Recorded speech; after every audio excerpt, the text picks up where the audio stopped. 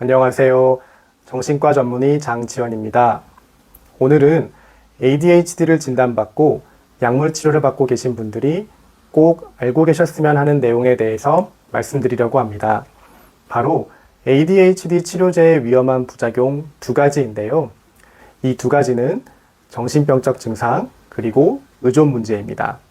ADHD 치료제는 중추신경 자극제와 비중추신경 자극제로 나뉘는데 오늘 말씀드릴 부작용은 콘서타, 메디키넷, 페니드와 같은 중추신경 자극제에서 생길 수 있는 부작용입니다.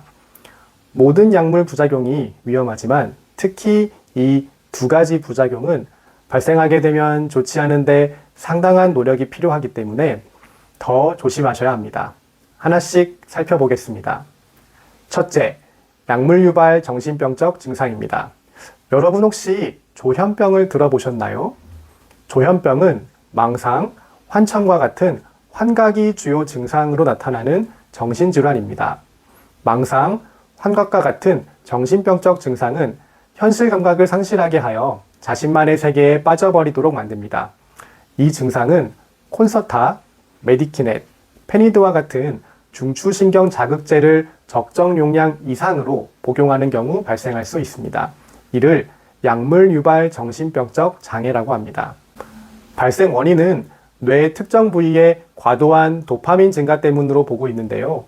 중추신경 자극제를 적정 용량 이상으로 복용하는 경우 과도한 도파민 증가로 망상, 환각이 나타날 수 있습니다.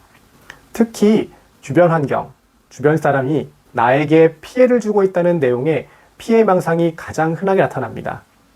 따라서 지나치게 높은 용량, 특히 임의로 허가 용량 이상 복용하는 것은 절대 하시면 안 됩니다. 만약 증상이 발생했다면 치료 방법은 있을까요? 네, 다행히 약물에 의한 정신병적 증상은 영구적이진 않습니다. 증상이 발생한 경우 약을 끊고 도파민 수치를 떨어뜨리는 약물로 치료를 하면 수일 내로 회복할 수 있습니다. 하지만 증상이 발생하는 기간 동안 일상이 무너지고 입원 치료가 필요한 경우가 많으니 조심하는 것이 중요합니다. 두 번째, 약물 의존 문제입니다. 이건 역시 중추신경 자극제를 치료 용량 이상으로 복용하는 경우 발생할 수 있습니다. 약을 먹고 기분이 좋아지기 때문에 의존이 발생하는 걸까요? 반드시 그렇진 않습니다. 의존이 생기게 만드는 주된 이유는 금단 증상입니다. 우리나라에서 사용하는 중추신경 자극제는 흔히 마약으로 알려져 있는 필로폰의 원료를 변형하여 만든 약인데 뇌에 작용하는 방식이 조금 다릅니다. 필로폰은 도파민을 과도하게 방출하게 만들어 기분이 좋아지게 만든다면 중추신경 자극제는 이미 방출된 도파민의 흡수를 저해하는 정도로 작용을 합니다. 작용하는 방식이 조금 달라서 사실 과량 복용하더라도 필로폰처럼 기분이 매우 좋아지는 것은 아닙니다. 하지만 중추신경 자극제를 과량 복용하는 경우 이 약의 효과가 떨어지면 지나치게 무기력한 상태가 됩니다. 도파민이 적당히 재흡수가 되어서 재사용되어야 하는데 재사용이 되지 않다 보니 도파민 고갈 상태에 이르는 것입니다. 이 상태는 필로폰에 중독된 사람과 같은 상태로 볼 수 있습니다. 약을 복용하지 않으면 몸에서 정상적인 수준의 도파민을 공급받지 못하는 것이죠. 약이 있어야만 정상적인 기분 상태가 되고 약효가 떨어지면 지나치게 무기력한 상태가 되어버립니다. 살아가려면 약을 계속 먹을 수밖에 없는 의존 상태가 되어버리는 것입니다.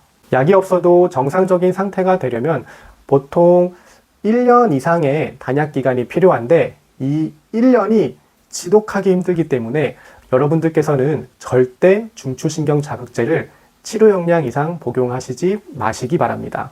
이상 중추신경 자극제의 위험한 부작용 두 가지, 약물 유발 정신병적 장애와 약물 의존 문제에 대해 말씀드렸습니다. 중추신경 자극제는 ADHD 치료에 매우 효과적인 약입니다. 그렇기 때문에 진료를 통해 적정 용량 복용하는 것은 ADHD 치료에 아주 중요합니다. 하지만 말씀드렸던 부작용 위험성이 있으니 반드시 주치의와 상의하여 용량과 복용법을 정하시기 바랍니다. 이상 정신과 전문의 장지원이었습니다.